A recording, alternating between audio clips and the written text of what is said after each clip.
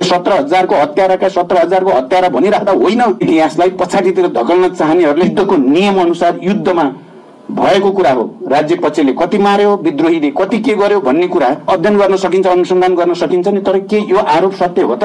1000 माओवादीले अझ प्रचण्डले आजभोलि त भन्ने मैले एकजनालाई पिटिया पनि छैन अहिलेसम्म।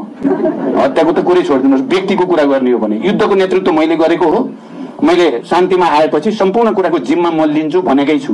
सबभन्दा धेरै पीडितहरूलाई बालुवाटारमा बोलाएर पछिल्लो चाहिँ 18 महिनाको मेरो कालमा यति धेरै बैठकहरू पीडितहरूलाई बोलाएर गरिएको छ र उनीहरूको सहमति लिने कोसिस गरिएको छ र उनीहरूलाई विश्वासमा लिएको पनि छ। त्यसैको परिणाम चाहिँ यो अहिले भयो। तपाईहरुलाई यो सुन्दा पनि साँचो हो कि होइन लाग्न पनि सक्छ, तर मैले आजको यो मौका संक्रमणकालीन न्यायकै बारेको किताब विमोचन भएको हुनाले म त्यो चाहिँ भन्न आवश्यकै ठानेको छु।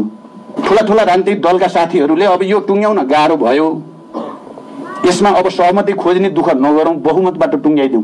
खिमलालजीलाई पनि राधेश्यामजीलाई पनि थाहा हुनुपर्छ, बहुमत टुङ्ग्याउने प्रस्ताव म कहाँ आयो।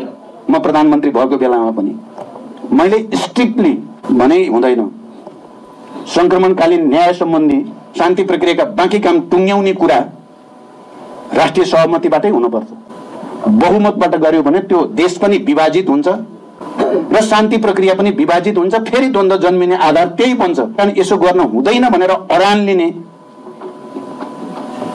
चाहिँ पार्टी तपाईहरुले हेर्दै जानु हो भने माओवादी केन्द्र र प्रचण्डै हो।